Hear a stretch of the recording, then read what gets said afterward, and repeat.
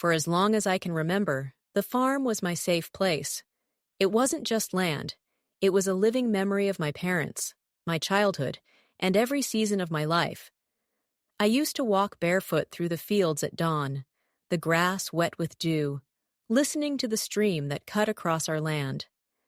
That stream had fed our animals, watered our crops, and held generations of our family's history. When I left, it wasn't by choice. 3 years ago, I was diagnosed with breast cancer, and I had to travel to another country for treatment. I was terrified, but I promised myself I'd return stronger. My neighbors waved goodbye, telling me the farm would wait for me. I believed them. The treatments were brutal: chemo, surgeries, endless days of weakness. But I kept thinking of home. I pictured the kitchen window that looked out onto the orchard, the smell of rain on the soil, the laughter of my caretaker Manuel, who had worked by my side for 20 years. I told myself, when this is over, I'll go back. The land will still be mine. But when I finally returned, dragging my suitcase up the old dirt road, nothing was the same. At first, I thought I was lost. The familiar pastures were gone. The orchard had been cut down, and the sound of the stream drowned out by the noise of construction. Instead of my farm, there stood rows of brand-new houses. White walls, shiny rooftops, swimming pools glittering under the sun. Children played in yards where my cows once grazed, and at the center, a massive stone gate with golden letters. Residencial Las Palmas. My heart stopped. I stood frozen, clutching my suitcase, unable to breathe. People were walking in and out as if they owned the place, because now, apparently, they did. My land, my water, my history, all erased like I had never existed. I ran to Manuel's house on the edge of the property, but when he opened the door, I knew something was wrong. His face was pale, his hands trembling. He pulled me inside quickly and shut the door. "They told me not to tell you," he whispered, but I couldn't stop them. He explained everything. The developers had arrived a year after I left. They brought official papers signed by a local judge. They said the farm had been abandoned, that I had no heirs and no rights. When Manuel tried to resist, they threatened him. Some nights, strange men even parked outside his house, warning him to stay silent. I felt sick. Not only had they stolen my land, they had stolen my voice. And worse, they thought I would never come back. But they were wrong. Because in that moment, standing in the ruins of everything I loved, something inside me shifted. I was no longer the sick woman who had left in fear. I was someone else. Someone they weren't ready to meet. That was the moment my fight truly began. The next morning, I woke up in Manuel's small guest room, staring at the ceiling, unable to process what I had seen. My farm, my whole life had been erased, and now luxury homes stood on my soil, as if I had never existed. I could have cried. I could have begged. But instead, something colder, sharper, took over. If they thought I was going to walk away quietly, they didn't know me at all. I told Manuel to take me to the town hall. My hands shook as I walked into that dusty office, but I forced myself to stand tall. When I asked about the property records, the clerk barely looked at me. "Residencial Las Palmas," she said flatly, pulling out a thick folder. Inside, I saw documents with my name crossed out, replaced with the developer's company logo. Stamped, signed, official. My stomach churned. "This isn't right," I told her. "I never sold. I never signed." She shrugged. "Then take it up with the judge." The judge. That same name appeared at the bottom of every page. And suddenly, everything clicked. The signatures, the dates, the speed at which 35 houses had appeared. It wasn't just theft. It was corruption. I asked Manuel to drive me to the riverbank, where the stream should have been. My heart sank when I saw it. The developers had rerouted the water, forcing it into artificial channels to feed their pools and fountains. My stream, my family's water was dying. But as I stood there, furious and powerless, A memory came back to me. My father, long ago, showing me an old leather folder he kept in his study. Inside was a yellowed document from 1947, signed by the Ministry of Agriculture, granting our family perpetual rights to the water from that stream. Most people would have forgotten something like that. But I hadn't. If the document was still safe, then I wasn't powerless. I had a weapon, one they would never expect.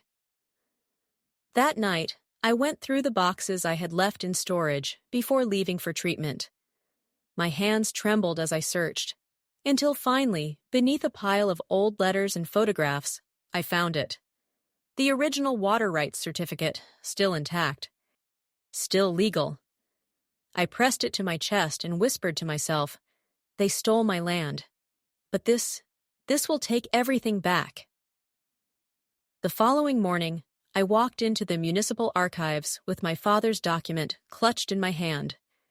The old certificate felt heavier than gold, more powerful than any weapon. It was my proof, my shield, my sword. The clerk barely glanced up as I approached, until I unfolded the brittle paper and slid it across the counter. Her eyes widened. She adjusted her glasses, read the faded ink, then looked back at me with something that almost resembled fear. This can't be right," she muttered. "Oh, it's very right," I said, keeping my voice steady. "And I want a certified copy today." She hesitated, then stamped the paper with trembling hands. That was the first victory. I had proof now. Not just my word against theirs proof.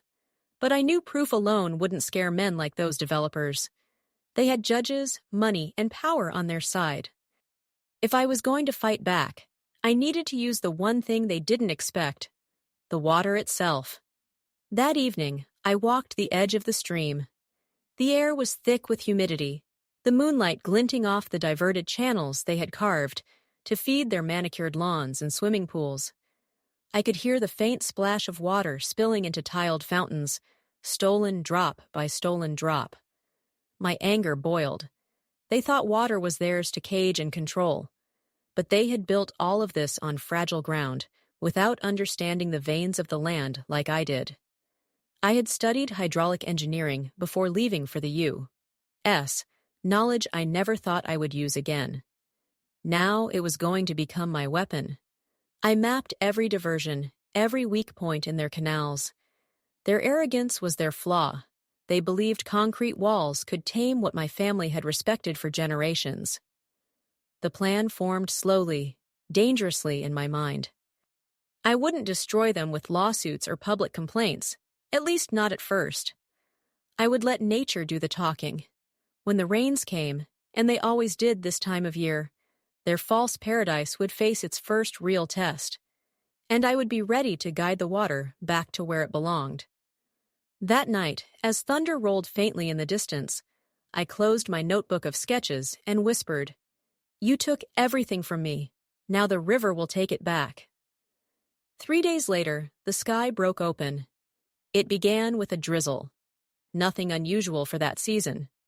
The new residents of the luxury villas probably sipped their wine on covered balconies, smiling at the romantic rain over what used to be my pasture. They had no idea what was coming. By midnight, the drizzle had turned into a storm. The kind of storm I grew up with. The kind that rattles windows, shakes the ground, and makes even the bravest farmer cross themselves before bed. The rain came in thick sheets, pounding against the earth as if the sky itself was angry. I was ready. Wearing my old boots and a raincoat, I walked the darkened paths along the stream with only a flashlight in hand. I knew exactly where the weak points were. The makeshift canal they had cut through the southern fence, the illegal culverts redirecting water into their decorative ponds, the drainage pipes that were already straining under the downpour. Water is alive. You cannot trap it, not forever. It remembers its path. My father used to say that. Tonight, I would help the water remember. The ground was slippery, mud sucking at my boots. But I pressed on. At the first diversion canal, I pulled out the metal rod I'd carried with me and wedged it against the cheap wooden barrier that held the flow. With one hard shove, the barrier cracked, then collapsed. Water surged forward like a beast freed from chains, rushing back toward its old bed. I moved fast, adrenaline fueling me. At the second diversion, I pried open the grate that had been bolted over a drainage pipe. The bolts were rusted, poorly installed, and it didn't take much effort. Within minutes, the pipe was overwhelmed, water spraying out in violent bursts. The storm intensified. Lightning split the sky, illuminating the landscape in blinding flashes. I could see the villas in the distance rows of glowing windows, cars parked in driveways, families sleeping soundly in stolen homes. They had no idea the foundations beneath them were already trembling. At the third canal, I hesitated. This one fed directly into the heart of the condominium, supplying water for their largest fountain, the pride of their eco-luxury design. I knew what would happen if I broke it. The water wouldn't trickle gently, it would roar. I tightened my grip on the rod. My hands were shaking, not from fear, but from the weight of what I was about to do. Was this justice or revenge? Did it matter? They had erased my family's land, my inheritance, my history. If I didn't fight back, I would disappear quietly, like the stream they tried to strangle. I swung hard. The concrete cracked. Water exploded outward, spraying me in the face, soaking me through to the skin. The current roared louder and louder as the storm fed it, pouring into the villa's artificial paradise. Somewhere in the distance, I heard shouting. Lights flickered on. Dogs barked. Car alarms wailed. I stood in the rain, drenched, mud up to my knees, and whispered to the storm, "Now you'll understand what it means to steal from the river." The shouts grew louder. One window after another flicked open across the condominium, beams of flashlights darting through the rain. I could hear the confusion in their voices, sharp and panicked. The storm had swallowed the sky, and now the earth itself was fighting back. I stayed half hidden among the trees, the hood of my raincoat pulled low. From where I stood, I had the perfect view of their dream homes. The first to notice was a man in a bathrobe, his feet splashing through water that was already ankle-deep on his front lawn. He looked around wildly, yelling for his wife. Another neighbor opened his garage door, only for a wave of muddy water to rush in and knock over stacks of boxes. Car alarms screamed into the night. The artificial ponds they had carved out of my land had become overflowing basins, spilling their contents back into the soil. The decorative fountain in the center of the compound had turned into a geyser, shooting brown, foaming water into the air. And still, the rain kept falling. The stream had always been quiet, almost shy. Tonight, it roared with the voice of generations, my father, my grandfather, every ancestor who had walked these fields. They tried to bury it under concrete and pipes, but water remembers. It had come home. I should have felt guilty watching children cry, hearing women scream as the current slammed against doors and fences, but I didn't. All I felt was a grim calm. They had built their comfort on my loss, their laughter on my silence, and now they would taste what silence can do when it finally breaks. I watched as one SUV tried to escape, its headlights cut through the rain, wheels spinning as the driver gunned the engine. But the road out was already a river. The vehicle slid sideways, water surging around its tires until the driver gave up and abandoned it. A woman holding a child stumbled after him, both soaked, their faces twisted in terror. The guards at the gate had no idea what to do. They shouted into radios, but their voices were drowned by thunder. The gate itself groaned under the weight of water rushing against it, rattling like it might give way. I thought of the day I first saw what they had built here, my family's pastures replaced with villas and swimming pools. I remembered the smug smile of the developer as he waved papers in my face, telling me it was all legal. I remembered how small they made me feel. Not anymore. The storm raged on, and with it, my resolve hardened. This wasn't simple revenge. This was nature correcting what greed had broken. Every brick that crumbled, every lawn that drowned, was a reminder that no document, no corrupt judge, no arrogant developer could silence a river. I stepped back into the shadows, rain streaming down my face like tears I no longer had. For the first time in years, I felt free. Because tonight, it wasn't me who spoke. It was the water. By dawn, the storm had slowed, leaving behind a bruised sky and a land that no longer looked like mine or theirs. The once pristine condominiums now sat in knee-deep water, their proud white walls stained brown, their manicured lawns shredded into patches of mud. Some homes had cracked foundations, others sagged where the soil beneath them had shifted and given way. I stood at the edge of the property, my boots sinking slightly into the wet earth. From where I watched, I could see the chaos unravel. Families huddled together on balconies, their belongings piled in plastic bags. A group of men shouted at each other in the flooded street, arguing about who was to blame, their voices sharp and desperate. But it wasn't just them anymore. By mid-morning, the reporters had arrived. Their vans splashed through the water, cameras aimed at the devastation. I could hear snippets of their broadcasts, luxury homes swallowed by unexpected flooding. Residents accused developers of faulty construction. Authorities promised to investigate water rights violations. That word water rights made me smile bitterly. If only they knew. I wasn't the only one watching. Just a few feet from me, leaning on a walking stick, was Juon, my old caretaker. His eyes flicked to mine, full of questions he didn't dare speak. He had kept the secret for me, all these months. He knew about the old dam, the original water channels hidden beneath the brush, the one advantage no developer had thought to erase. "You did this," he whispered finally.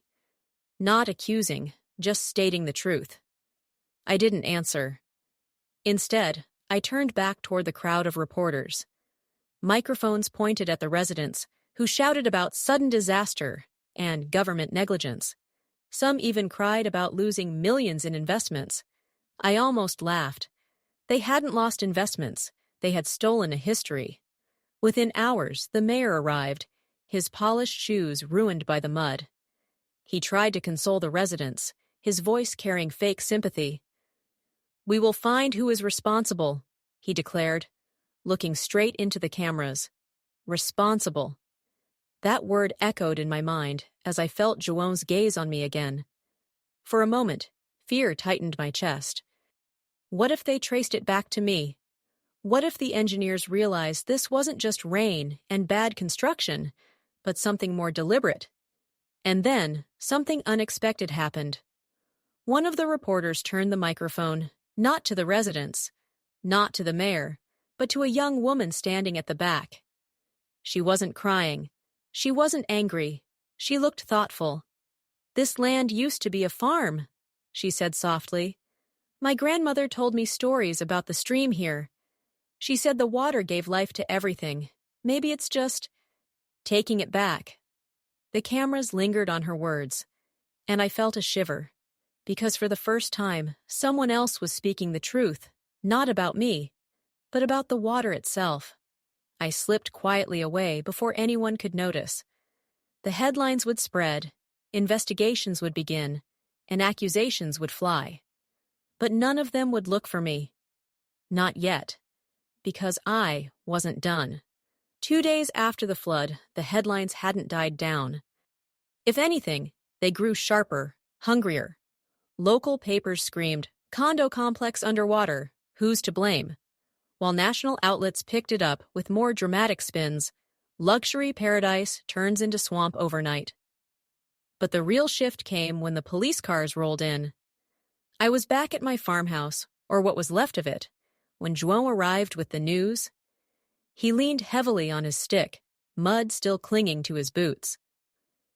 "They've opened an investigation," he said, lowering his voice, even though no one else was around.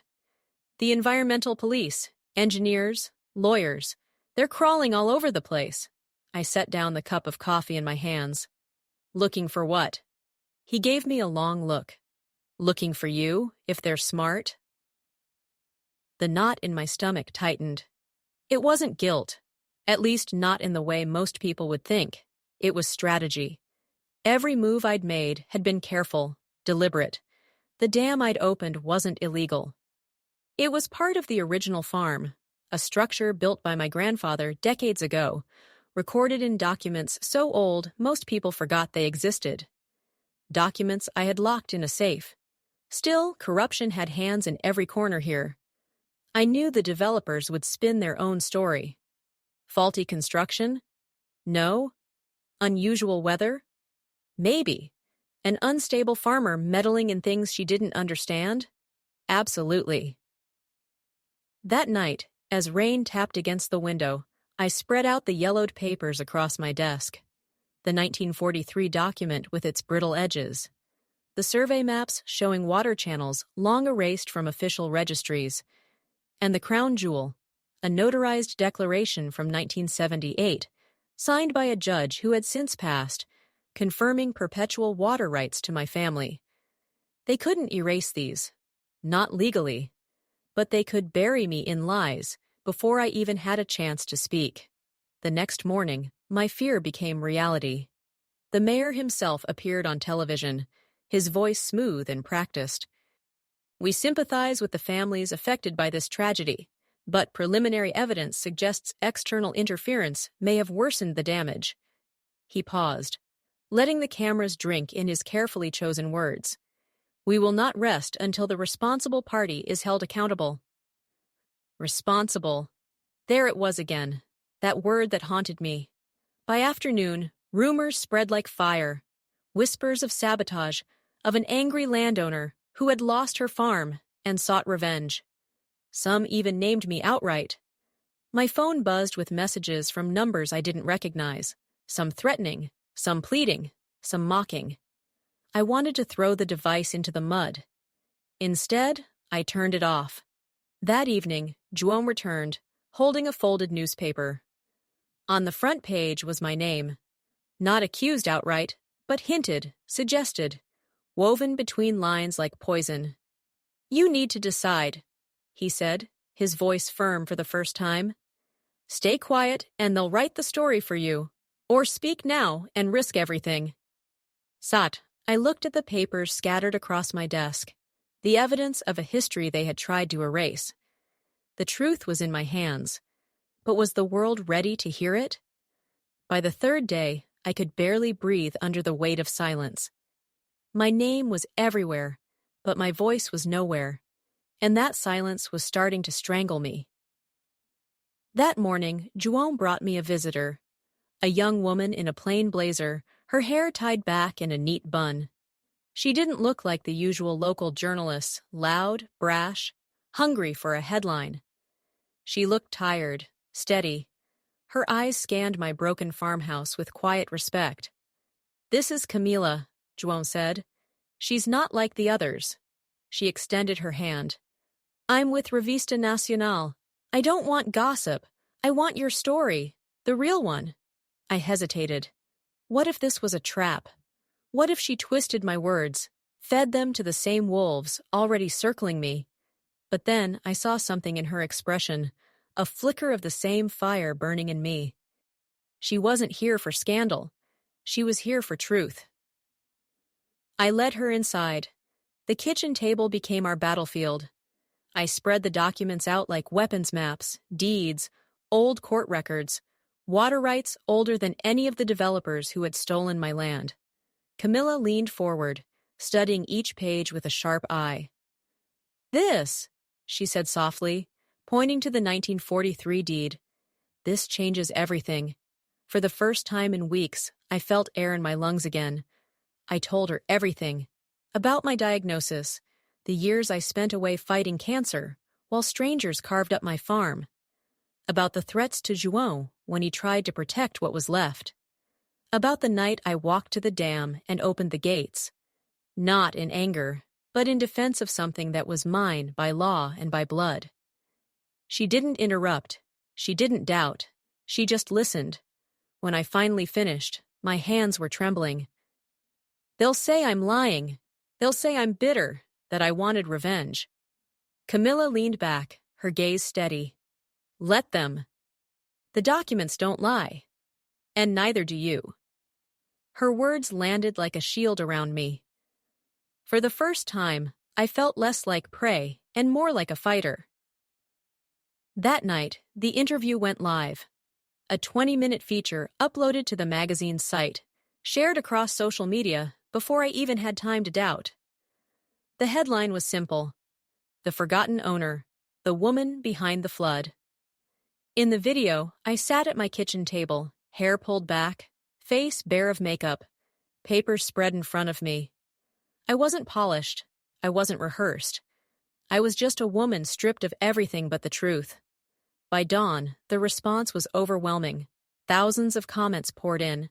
Some still accused me, but many others began to ask the real questions. If she owns the water rights, why wasn't she consulted? Why did the city approve the condos without verifying the deeds? Who signed off on construction over a live water channel? The tide was turning. For the first time, it wasn't me against them. It was me and the truth against a machine built on lies. The morning after the interview, my phone wouldn't stop buzzing. At first, I thought it was more threats, more insults. But when I finally unlocked the screen, my heart stopped. It wasn't hate this time. It was journalists, lawyers, even strangers. Señora Helena, I watched your interview. Please, let me help. I'm an environmental lawyer. Your case has precedence. Call me. Your documents are real. I can testify.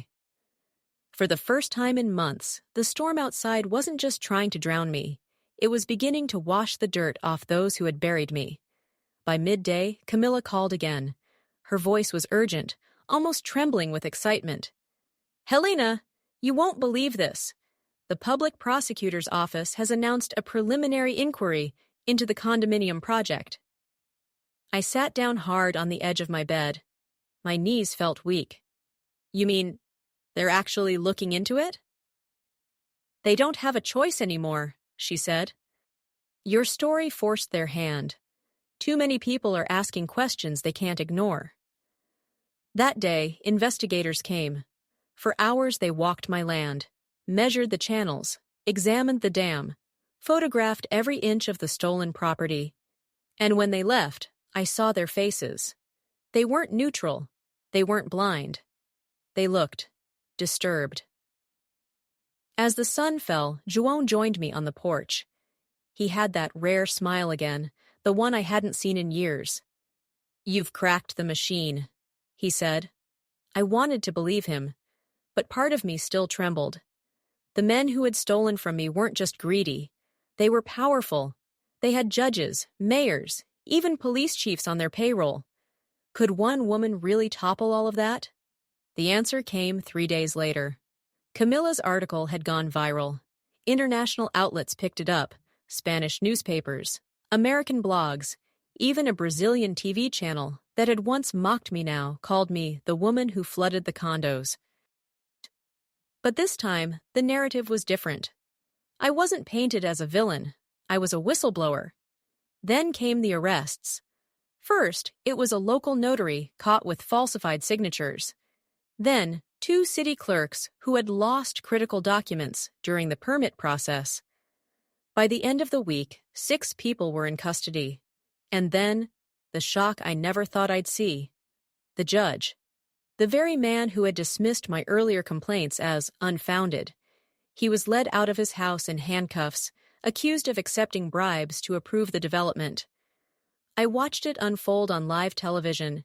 His face, pale and trembling, broadcast across the country. For years he had laughed at my petitions, silenced my appeals.